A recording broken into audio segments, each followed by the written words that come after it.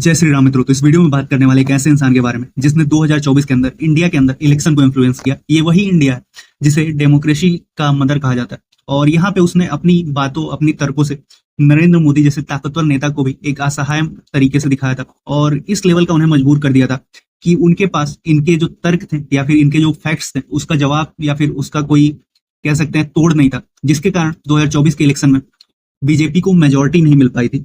तो चलिए पूरी बातें डिटेल में जानते हैं। उससे पहले ध्रुव राठी का थोड़ा सा बैकग्राउंड जान लेते हैं। तो ध्रुव राठी हरियाणा में जन्म लिया और अभी ये जर्मनी में रहते हैं और वहां का इनके पास नागरिकता है। तो इसके बारे में बात हम लोग करते हैं कि ध्रुव राठी इंडिया के अंदर यूट्यूब पे जो इन्फॉर्मेटिव वीडियोज होते हैं उसके एक तरीके से फाउंडर कहे जा सकते हैं, क्योंकि जिस टाइम पे ये इन्फॉर्मेशन वीडियोज अपलोड करते थे उस टाइम पे शायद इंडिया में कोई ऐसा यूट्यूबर नहीं था। सब कोई बीबी की वाइंस या फिर हर्ष बेनीवाल या फिर आशीष चंचलानी इन लोगों को जानते थे, लेकिन ध्रुव राठी एक नए तरीके से यूट्यूब को लाए जहां पे लोगों को ये पता चला कि हम लोग यूट्यूब के थ्रू नॉलेज भी गेन कर सकते हैं और उसका फायदा भी देखने को मिला। और इसी के साथ ध्रुव राठी का देश के अंदर एक अच्छी खासी छवि बनी थी, एक एजुकेटेड इंसान की छवि बनी हुई थी, जिसका फायदा उन्होंने उठाया इस साल के इलेक्शन में। ये हम लोग नहीं कह सकते कि वो लेफ्ट विंग के यानी कांग्रेस के तरफ से या फिर बाकी के जो अलायंसेस हैं आप या उनकी तरफ से या फिर वो मोदी के खिलाफ है, ये भी नहीं कहा जा सकता, क्योंकि ऐसा इन्होंने कभी एक्सेप्ट नहीं किया। और जब तक आप खुद से एक्सेप्ट नहीं कर रहे हैं, आपको कोई फैक्ट्स नहीं दिख रहे हैं, आप नहीं मान सकते कि वो इंसान इस टाइप का है। क्योंकि अगर ऐसा ही कुछ होता तो क्या सुधीर चौधरी हो गए, अंजना ओम कश्यप हो गई, ऐसे जो लीडर्स अभी जो गवर्नमेंट का गुणगान कर रहे हैं, क्या इन लोगों को भी कहा जा सकता है कि नरेंद्र मोदी के लोग हैं? क्या ये लोग एक्सेप्ट किए कभी इन बातों को? नहीं ना। तो ध्रुव राठी के ऊपर ऐसा आरोप भी लगाना भी सही नहीं होगा कि वो एक तरीके से राहुल गांधी के सपोर्टर। ये कहा जा सकता है कि वो देश के अंदर आवाज उठा रहे हैं, देश के अंदर सभी को अपना विचार रखने का अधिकार है, और वैसा ही वो भी कर रहे हैं, अपने विचार प्रकट कर रहे हैं। अब लोग उससे इन्फ्लुएंस हो रहे हैं तो ये उनकी कोई गलती नहीं है। एक तरीके से कुछ फैक्ट्स सही लग रहे हैं लोगों को, तभी वो उनकी बातें मान रहे हैं। तो अब बात करते हैं कि कैसे उन्होंने 2024 का जो इलेक्शन था उसको इन्होंने इन्फ्लुएंस किया। तो इसकी शुरुआत इन्होंने काफी पहले से किया कि ये गवर्नमेंट की कोई भी चीजें गलत होती थी, मोदी गवर्नमेंट की, तो अक्सर ये उसके ऊपर आवाज उठाते आए थे और हमेशा से ही टाइम टू टाइम उसके ऊपर वीडियोज अपलोड करते थे और लोगों को बताते थे।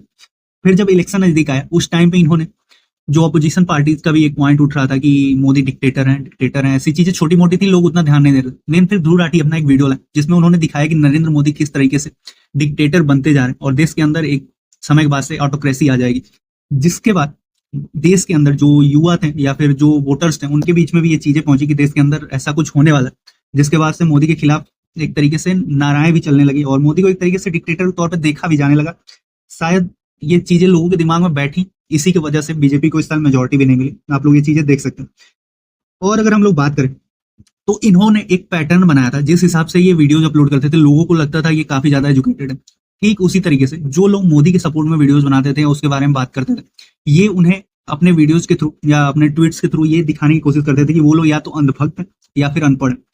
और ये चीजें लोगों को बार बार बोलते बोलते इतना दिमाग में घर कर गई लोगों के कि एक टाइम पे अभी लोगों को खुल के बोल भी नहीं सकते कि वो मोदी के सपोर्टर है, वरना लोग ही मजाक में उड़ाएंगे, कहेंगे कि ये तो अंधभक्त है।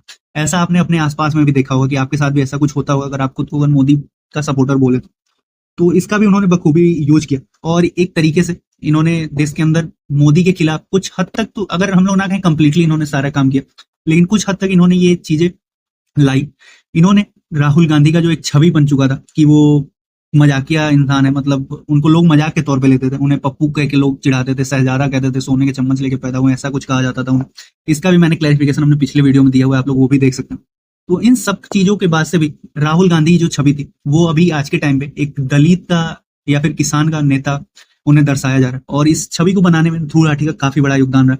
जिस तरीके से इन्होंने कांग्रेस पार्टीज का या फिर जो इंडिया अलायंस था इनका उनको प्रमोट किया था, ये भी देखने लायक था। और ये चीजें दर्शाता है कि ध्रुव राठी एक तरीके से इस साल के इलेक्शन में एक किंग मेकर साबित हो सकते थे।